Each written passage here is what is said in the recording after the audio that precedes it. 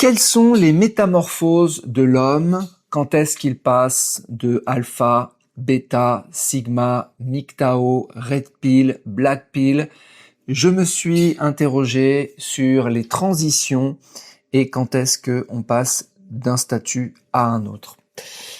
Alors, c'est un sujet évidemment discutable, hein, j'ai pas la science infuse, je vais vous donner mon avis et ma réflexion actuelle sur ce sujet.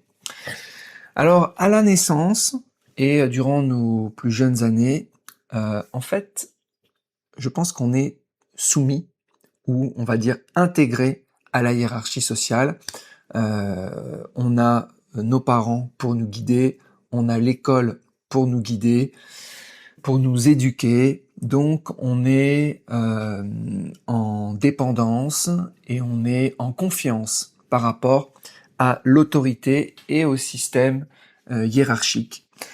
Et on va naturellement avoir des traits de personnalité, on va avoir un physique particulier, on va être grand, on va être petit, on va être beau, on va être moche, on va être intelligent, on va être bête, des caractéristiques qui nous sont plus ou moins données à la naissance. Et donc on va doucement se positionner dans la hiérarchie sociale. On va avoir certaines personnes qui naturellement vont avoir un peu d'autorité, des petits chefs de groupe. Voilà, moi par exemple, j'étais pas chef de groupe, mais quand on est jeune, quand on est dans la récréation, avec voilà, est-ce que on est celui qui dirige ou est-ce qu'on est celui qui suit, est-ce qu'on est celui qui reste seul, qui est en groupe, etc. Donc doucement, on va avoir nos caractéristiques, alpha, bêta, gamma, est-ce qu'on est le chef de meute plus ou moins, est-ce qu'on dirige, est-ce qu'on aime avoir de l'ascendance sur les autres, ou est-ce qu'on aime suivre, rester isolé, seul, la compagnie, etc. Donc voilà, donc on est dans ce système hiérarchique, alpha, bêta, gamma. On ne naît pas MGTOW, on ne naît pas sigma, on ne naît pas révolté et en rébellion par rapport au système, on le devient. Alors, quand est-ce que on passe dans les autres étapes? Alors, si on a la malchance d'être dans les 99%, donc on n'est pas les chefs, on n'est pas les plus beaux, on n'est pas les plus grands, on n'est pas les plus forts, on n'est pas ceux avec le plus de charisme, on n'est pas les alphas, bah, il y a plusieurs possibilités. Première possibilité, c'est de se décourager, de renoncer à devenir quelqu'un d'autre, de renoncer à la possibilité de s'améliorer, ne pas travailler sur soi, rester fragile, rester gros, rester bête, rester dans sa situation et se dire que finalement, bah, on ne peut rien y faire, on est né comme ça. Ça, c'est la black pill. Voilà. Et malheureusement, bah, c'est souvent l'aboutissement. Enfin voilà, il n'y a pas d'étape après et on reste dans cette acceptation de sa situation, d'être en dessous des autres. Deuxième option, donc quand on n'est pas toujours les alphas, c'est de se dire qu'on peut changer, qu'on peut travailler dur pour y arriver, qu'on peut s'améliorer, qu'on peut tendre vers l'alpha. L'alpha qui est celui qui va avoir les femmes, l'argent, les meilleurs métiers, etc. De se dire, ok, si je fournis un effort suffisant, je peux devenir musclé. Et donc je peux attirer, par exemple, des femmes.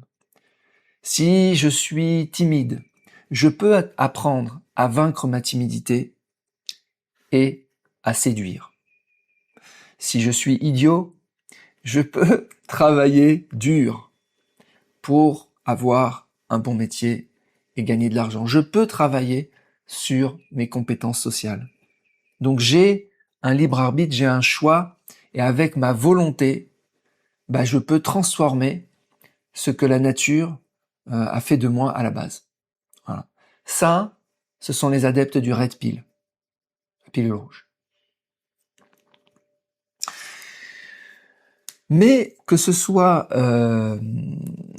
red pill ou black pill, ces gens, toutes ces personnes que j'ai décrites, les alphas, les bêtas, les gammas, restent dans le système, avec un système de validation externe. Ils sont nés en France, il y a des règles de fonctionnement, il faut être comme ci, il faut faire les choses comme ça, il faut être en CDI, avoir gagné plus de, 5 000 euros par mois, avoir un appartement, alors tu peux avoir des femmes, etc., etc. Ils restent en fait soumis à la validation extérieure, la validation des autres, la validation sociale, la validation des femmes, la validation de l'environnement. Il y a une troisième voie. Des gens qui vont dire, ok, mais les règles, elles sont biaisées, ou bien les règles ne vont pas me rendre heureux. Ces règles sont inadaptées à moi, et j'ai pas envie de jouer dans les règles. J'ai pas envie, par exemple, de devenir musclé pour plaire au regard des femmes, au regard de ces femmes dans cet environnement.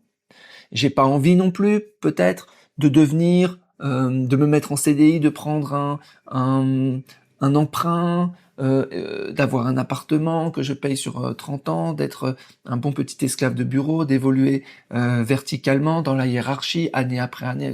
Cette évolution ne me convient pas. Pourtant, c'est la règle commune, c'est le conformisme, c'est comme ça que les choses se passent. Il y a un consensus autour pour dire c'est ça la bonne manière de faire. Eh bien, cette troisième voie dit non. Ces règles, je les refuse.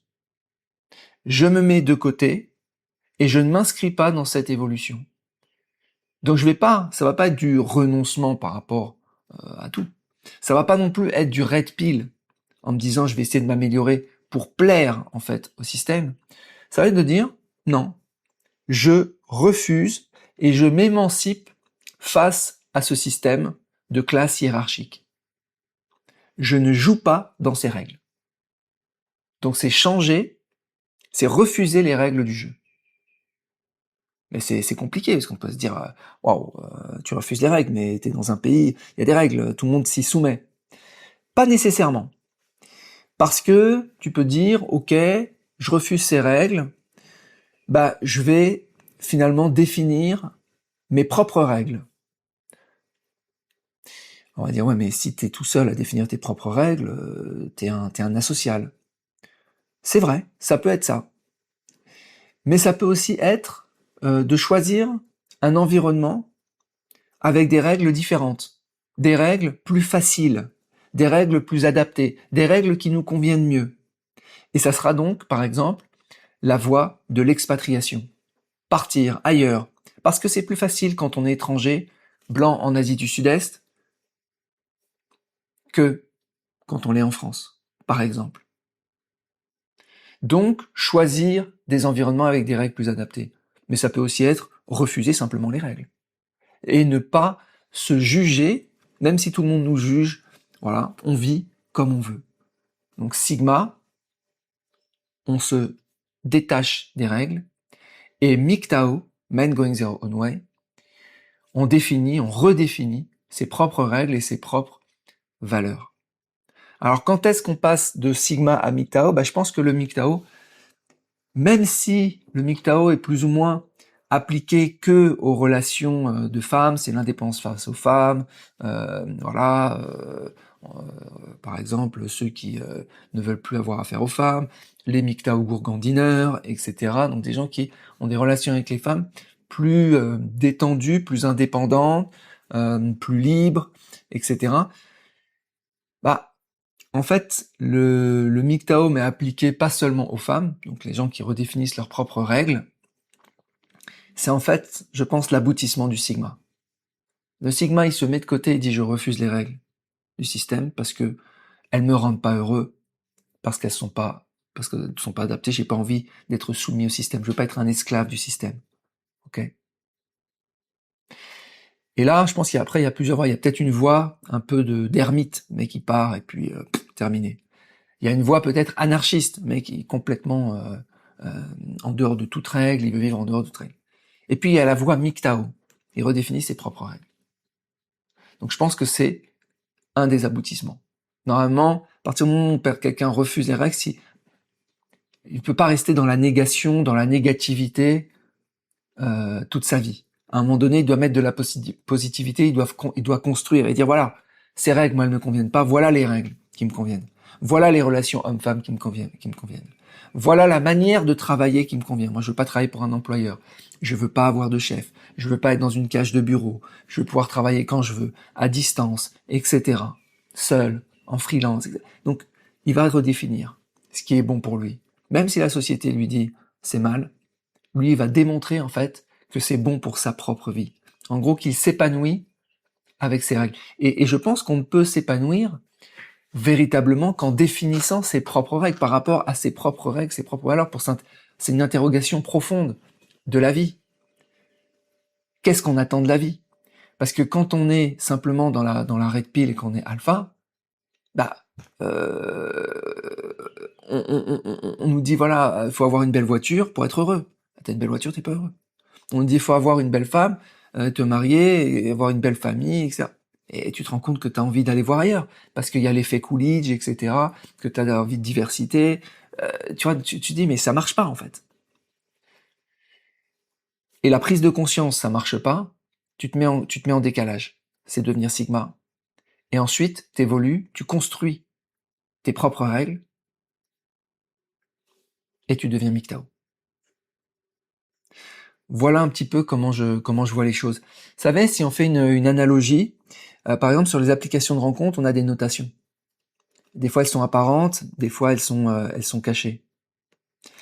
Mais vous avez une application de rencontre, va vous proposer des femmes. Si vous avez, je sais pas, 50 ans, on va vous proposer des femmes moches, par exemple en France. Des femmes vieilles et moches comme vous. Ok.